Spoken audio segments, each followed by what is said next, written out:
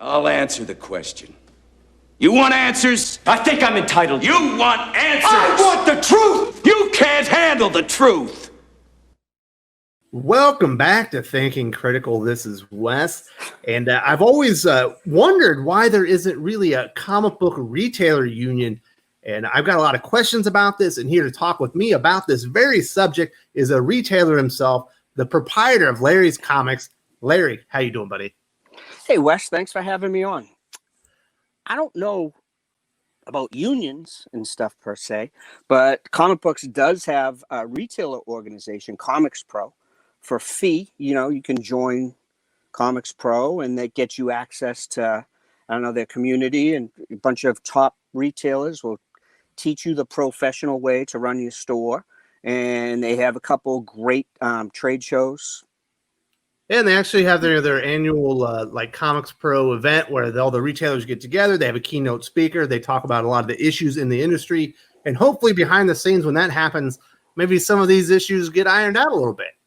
Well, I was in ComicsPRO for a number of years, and their main, tactic is they're just unfailingly polite, and it's ineffective. I mean, unions kind of, I think you get the numbers together and you kind of strong arm any type of issue. ComicsPRO they want to hang around with the publishers, and they want jobs at the publishers, and they never really, the time that I was in it there, I don't think they accomplished anything. I mean, it's a great resource for, if you're starting out a shop and you want to learn the ins and outs of it, but I don't think they've affected any change. So they're more like a social group rather than an actual union that is there to like go to bat for the members of it, for constituents, get better. It's like a league of comic goodfellows. I just saw Joe Fields on a stream, and he said, "Jim Lee's my friend." They want to be friends with the publishers, and sometimes in business, when you need something done, to affect your business positively, you can't be all that friendly. You have to, unionize. Strong. So Joe strong, Fields, he's the dude that started Free Comic Book Day, correct? Yeah, very smart retailer from California. Very polite fellow, friends with everybody. So did he go through ComicsPRO to get that? Free comic books seems. I think he's one of the founding members. Like all the guys that you've seen in the press, Brian Hibbs and Joe Fields, all like the big voice retailers are the guys who started ComicsPRO, who would always shoot down, ideas that would help retailers. Now, one of the guys works at Diamond Comics. I'd heard other guys had applied at IDW for jobs. And one of the other guys, he's like a merc for hire working at different publishers. Seemed to be a bunch, in my opinion, it seemed to be an organization of retailers who kind of wanted to work for publishers, for distributors. They didn't really have comic retailers' concerns. So they weren't really going to bat for comic book retailers. They were kind of they looking were, out but for in their a own very interest polite, and kind of just in an ineffective, polite way. So do you remember anything specific? Maybe you were going to bat for while you were there that you just could not get at one time. Retailers used to get on Thursday. They used to get a package in the mail of the books that are coming out the following week, and you could peruse the books and see what you may have been a little bit short on. And Marvel and DC said that they were ending that program, and it was a very valuable program to me. I like to. So you got a sneak peek, and you were like, "Oh, this is actually going to be hot." You get a sneak peek, and you get an opportunity to increase. I ordered way under. If you saw something that would catch your eye, and like Batman Damn #1. You'd see Batman's swang, and you'd be like, "That there's going to be a lot of people who want to see that." That would have been a thing. But I'd ask them to advocate, on my behalf, and let's get together and let's ask Marvel and DC to not get rid of the program because it's valuable. And just the line of shit that I got, that they didn't see it, they didn't think it was valuable. It was causing their publishing partners, additional cost and blah. They really seem to be advocating on the side of the publisher. I mean, that's just one in a line of many, many, many just little things. But I've followed their organization since I left, and they really haven't forced So change of anything for did retailers. ComicsPRO have any part in FOC? I know that's one of the other big changes, obviously, that Brian Hibbs brought to the forefront, was actually able to affect change. Did he go through ComicsPRO, or was he able to do that on his own? I have no idea about that. I know one of the ComicsPRO board members started to work for Diamond. Maybe he instituted that. So retroactively, maybe. So maybe, but you can't. That was ComicsPRO's MO. If you remember, you had to be accepting of the fact that, Larry, we are always in the background, working politely and tirelessly for the good of retailers. You just have to trust that we are in touch with these people doing these things. You'd never see anything or hear of anything, but they would say they were behind the scenes affecting change. So from your perspective, it wasn't a transparent organization. Like you didn't know what your dues were paying for. But I think it's maybe I thought it was going to be more of a union, and it's more of a retailer group for learning stuff. I mean, like I said, if you wanted to learn the mechanics of a comic shop, it's a great organization for that. Their resources are ridiculous. Everybody who has a high functioning shop is probably a member, and you can tap that resource and learn a lot of stuff. If you're you would say anyone opening their shop should go and pay your dues, become a member of ComicsPRO, and learn the ins and outs? Absolutely, 100%. But can they affect change with Marvel and DC, the two publishers that matter? Not at all. They have zero influence with those guys. And that seemed to be, I guess that was my sticking point. Smaller publishers need comic shops. Smaller publishers want to work with you. They'll do anything to get on your shelf and to get a good working relationship with you. Marvel and DC know that you need them, and sometimes they won't even answer your email or answer your question. I mean, they're brutal. Mm-hmm. They won't. Yeah, really, the only people that they're interested as far as retailers are your big retailers, your Midtowns, your Graham Crackers, your My Comic Shop, Mile High. Those big shops. If push came to shove, I mean, they wouldn't even return Chuck Krasinski's phone call. They might not return Graham Cracker's phone call. I mean, Marvel and DC don't need anybody. Anything you get from them is just going to be lip service. I mean, they don't need anybody. I mean, I think the largest shop is 5% of the market. Because I remember Pert saying he was up in Seattle. It was about the time when Dan Didio got fired, and there was a lot of things going on. So he made the trip, or actually I think it was Portland, but he made the trip to whatever that convention was. And I guess all the retailers from those big stores, they got taken behind the curtain, and DC showed them like preview work of all the stuff that was going to go on with, like, I think Generation 5 and probably Dark Knight's Death Metal. And they had access to all this extra information that would help them with ordering and things like that. But the little guys like you and Perch, they got no access. I'm suspect of that information. I bet they showed them something. How much it was, I don't think it was anything earth-shattering.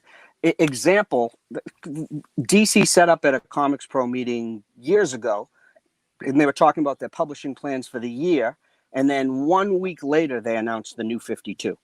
So obviously they had the new 52 information at the ComicsPRO meeting, but they said nothing. They announced it a week after the meeting.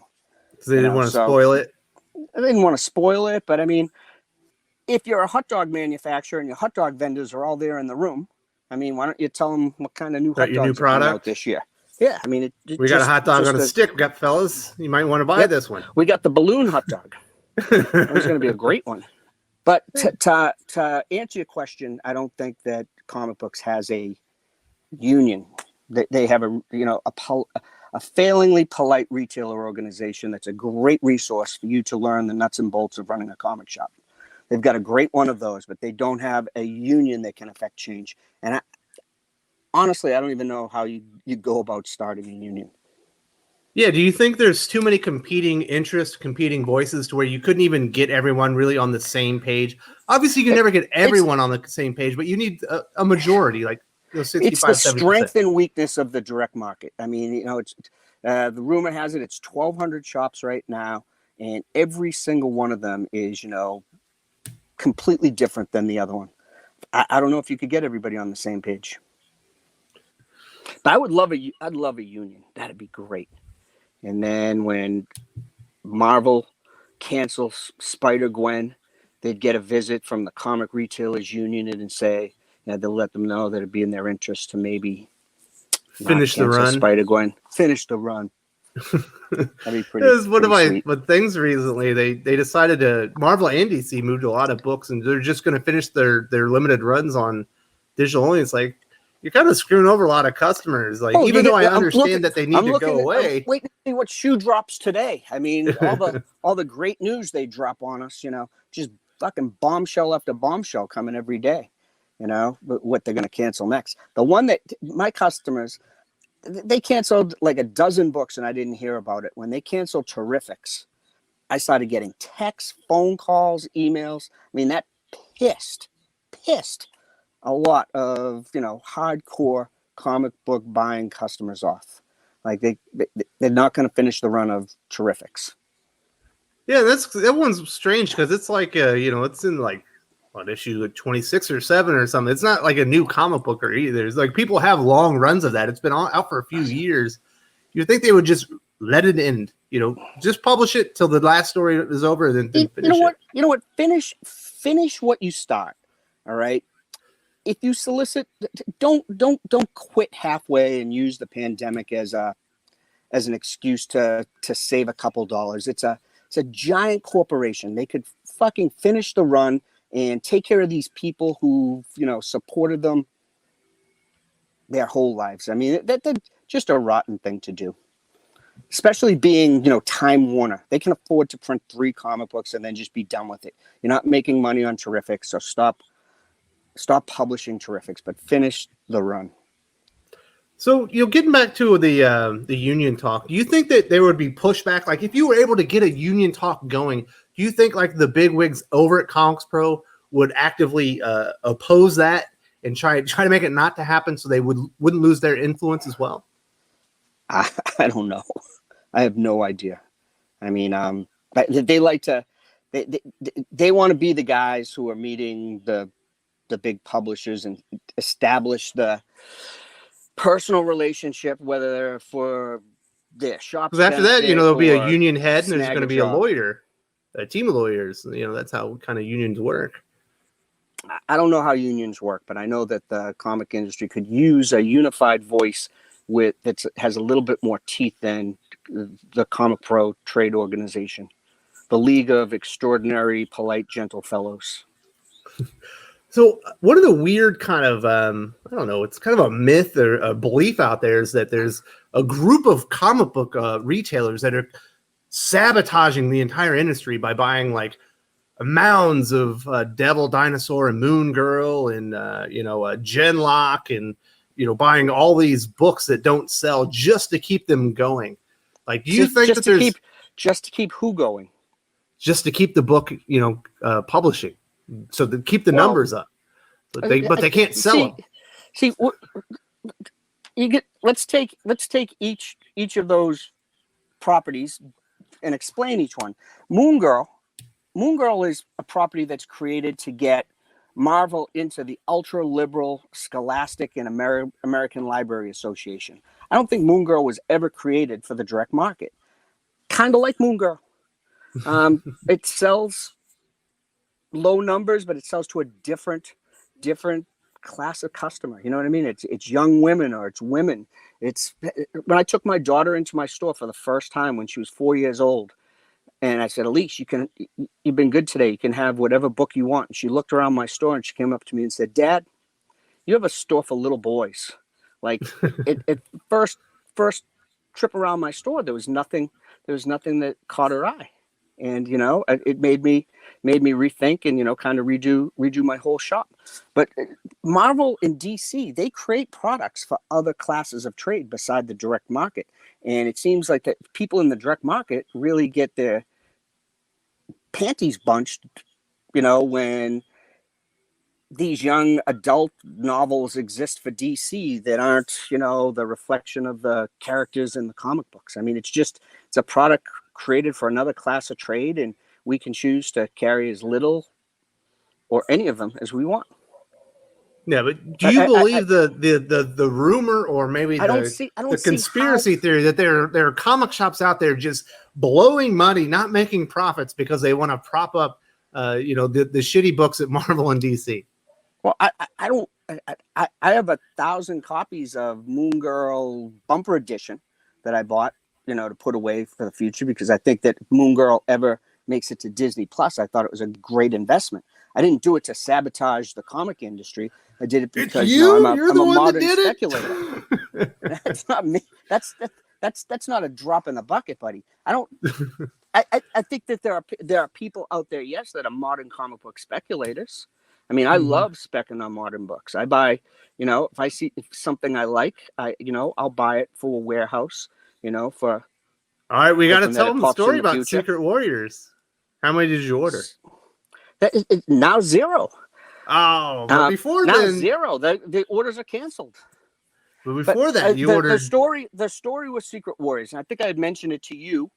I have a Facebook group, Spec Club, where before FOC, different retailers, you'll talk about something that might catch your eye, and because of the pandemic, Marvel had given retailers an extra 15% off. So it would be 70% off for New Warriors, and it came with a 1 in 100 variant. And I have customers who buy 1 in 100 Marvel variants.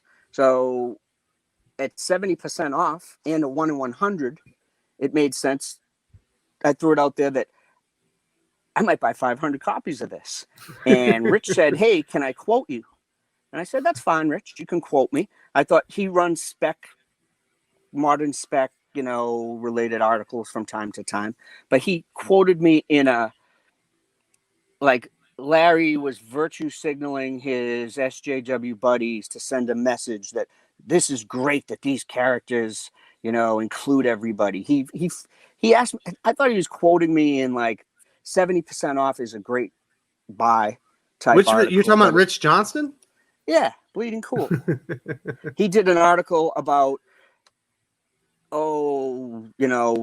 the internet is saying these characters, safe space and Snowflake, all these SJW characters, and one retailer is standing by these characters. He took a quote that was, "I'm going to buy these because they're 70% off and it's a good deal," and he included it in an article that I was doing it as a, sending my support for. You were virtue signaling, and fucking butt guy and whatever the other characters were. Yeah, I was virtue signaling my SJW horde. He's a piece of shit. We've mentioned that here on the channel, but hopefully people believe us by now. But I don't know. We're kind of running up against the clock. Is there anything else you wanted to say about a potential comic book union and why maybe I never even thought about a comic book union, but that's a great idea. I mean, we should get that. Well, I agree. I think you guys should. You'll never have any power when it comes to the publishers or Diamond unless you get together. You might want to consider lowering the ratio of that variant from 1 in 1,000 to 1 in 500. It'd be a shame if anything happened to this nice publisher you got going on. You're going to use it you're going to go Goodfellas on them? Now, I think I had joined ComicsPRO thinking that it was going to be a comic book union, not really knowing what a union was, but it was more. It's a trade organization to learn how to run a comic shop, and I'm going to run my comic shop the way I feel like running my comic shop. So, didn't really need those fellows. Well, if you're new to the comic shop game, Larry does suggest joining ComicsPRO and getting some of those tips, learning from a lot of people that have a lot of experience. And in the industry. Otherwise, you're not going to get much out. Maybe at one of the trade meetings, Joe Fields will come up and pat you on the head and say, "Good job, comic shop guy." All right, Larry. I appreciate you're being so honest and frank here. Really appreciate the time. Hey, thanks for having me on, Wes.